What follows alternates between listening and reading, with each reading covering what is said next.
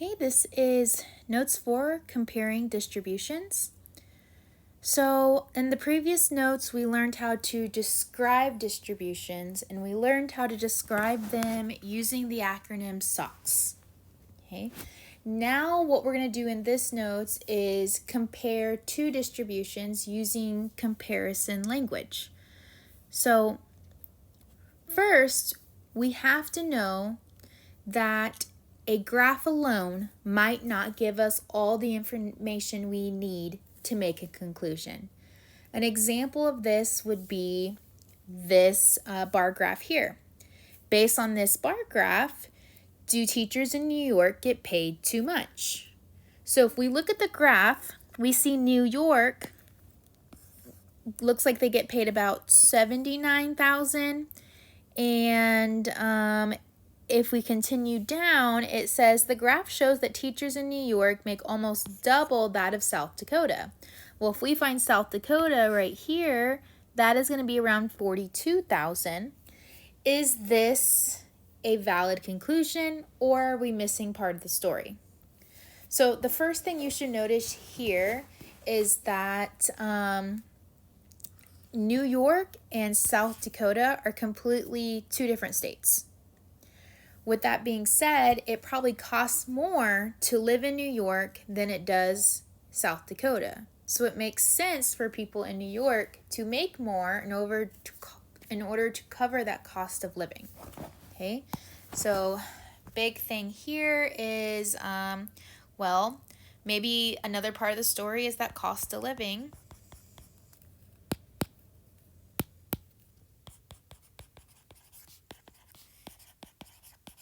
is higher in New York. Also, the big thing you should have noticed here is that it uses the word average. So the average public school teacher salary in 2014 to 2015. Well, we know that average is just another word for mean. We also know that mean is non-resistant, which means that it is easily influenced by extreme values.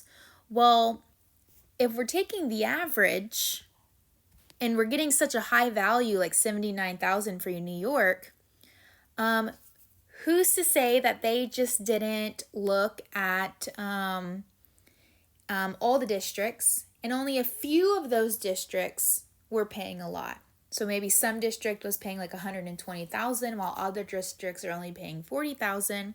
Well, if you take the mean or the average of that, sure, you'll get 79,000 and that looks like a lot. Okay. The next example is proving that the summary statistics, so the mean, median, and sometimes mode, it might not always give us enough information to draw a conclusion. So it says the mean teacher's salary in the state of California is about 84,000. So mean teacher's salary, California, 84,000. This lets us know that teachers are making above the median income for everyone in California, which is 78,000. Is this a valid conclusion, or are we missing part of the story? Okay. Here, since we see mean, again, we know mean is non-resistant, which means it is easily influenced by extreme values. So who's to say that the mean teacher salary that they got, 84,000, was from them just pulling high paying districts, so the districts that paid a lot of money versus the ones that don't, or taking the older teachers or more experienced teachers' salaries, because those two things could make the mean higher. Okay, so again, it could be well-paying districts. Okay, that could affect the mean. It could also be more experienced teachers, because the more experience you have, the more you get paid. So how do we know that this value is not getting affected by that since mean is non-resistance? Well, we don't. So we can't necessarily use this as a valid conclusion. Another big thing, and it's something that you guys mentioned in class, is it's saying that this is letting us know that teachers are making above the median income for everyone in California. Well, how could we compare the mean teacher salary, so one small career out of all careers, and then compare that to the median income for everyone in California? That's like comparing someone who works at a grocery store bagging groceries versus someone who is CEO of a tech company. So it's not very accurate in way to describe or get a valid conclusion from this data. Okay, so what we have to do instead is, in order to describe a distribution, we have to always create a graph. So if you're not given a graph, like in this example here, your first thing is to create a graph with the data given. If your data is categorical, use a bar graph. Okay. If it's quantitative and has two variables, you use a scatter plot. If it just has one variable, no matter if it's discrete or continuous, always use a box plot, because the box plot is the fastest and easiest of all the graphs to do. So might as well do that, besides taking time to make like a histogram, dot plot, stem plot. Those take a lot longer, so just do the faster route and make a box plot. Okay, the next step is to summarize your findings, and you do that using the acronym SOX. So remember, that stands for shape, outlier, center, and spread. Okay, we learned about these in the last note, so I'm not going to go through each of these. And then the big thing here you should have noticed is that you forgot that extra C, which is context. And all that means is we need to make sure somewhere in our comparing the distributions description that we are talking about whatever the problem is related to. So in the first example where it had the average teacher incomes per state, we would have to include those words somewhere in our descriptor. Okay. So when comparing distributions, we want to make sure we're using comparison words. So in this first example, it says the median teacher salary in California is $61,000 and the median teacher salary in Arizona is $47,000. Well, this is not comparing it to each other. This is just simply stating fact. So we don't want to do that one. The other one says the median teacher salary of $61,000 in California is higher than the median teacher salary of $47,000 in Arizona. Notice that they didn't simply just state the fact, but they used that comparison words, higher than. So you want to do like this example with the smiley face.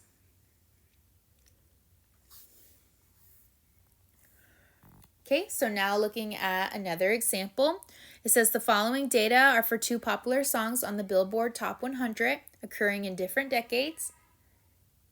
We have Sweet Child of Mine by Guns N' Roses and then Butter by BTS. So for each of these, it says determine the 5-number summary for each data set. Okay, remember, since we're using Desmos, I know I was talking and letting you guys know that there was a way to do it, but then I was having some difficulty showing you in class. There is a way to do this on Desmos to create these frequency tables, because that's what they are. They're frequency tables. And there are a few steps to do this, so I'm going to end up making a separate video on that to show you. So for the sake of the notes, what I'm going to do is I'm going to give you the 5-number summary for Sweet Child and Butter. Okay, so for Sweet Child, remember the 5-number summary is the minimum, so that's 1, Q1, the median, Q3, and the maximum. Okay, and then doing that for Butter as well. And again, I will make a video on how to do this on Desmos. I'll try to get it up tomorrow, but definitely before Friday, which is your quiz. Okay. Now it says, below are the graphs of the two distributions. Write a few sentences comparing the distributions. Okay, so before we start writing those sentences, I want to first look at the shape, outlier, center, and spread for each one. Okay, so looking at Sweet Child of Mine, notice that majority of the data is off to the left. Since it's off to the left, this tells us that this is right skewed. Okay. If we look at Butter, we also know that majority of the data is off to the left, so we would say Butter is also right skewed. So I'm going to draw an arrow to both, okay? The shape is the same. Now we look at outliers. So for histograms, in order for there to be an outlier, there should be a gap between the bins. Since the distribution of Sweet Child and the distribution of Butter does not have any gaps, we're going to say no. There are not any outliers, and this is the same for both of them. Okay, the center is the median value that we found. So for Sweet Child of Mine, it was 3, and for Butter, it was 4. And then the spread is the IQR since we used the median value. And remember that IQR is equal to Q3 minus Q1. So for Sweet Child of Mine, the spread would be 4 minus 2, which is 2. And then for Butter, it would be 4 minus 3, which is 1. Okay. So now that I have this information, I'm able to write my sentences. I should have a sentence per letter of the acronym. So one for shape, one for outlier, one for center, one for spread. So I would say both distributions are right skewed.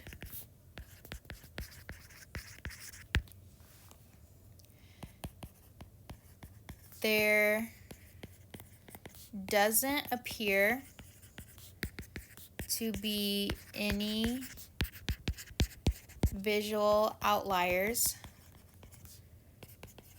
for either distribution.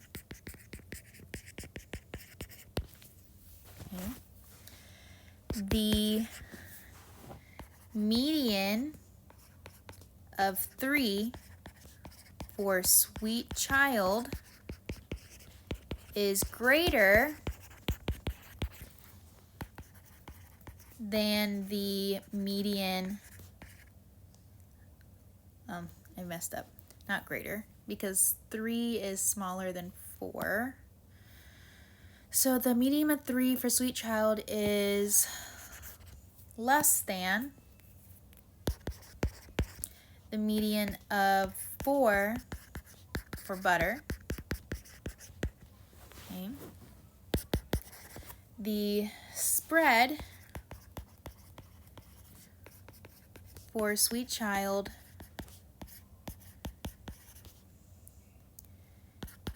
is larger than that of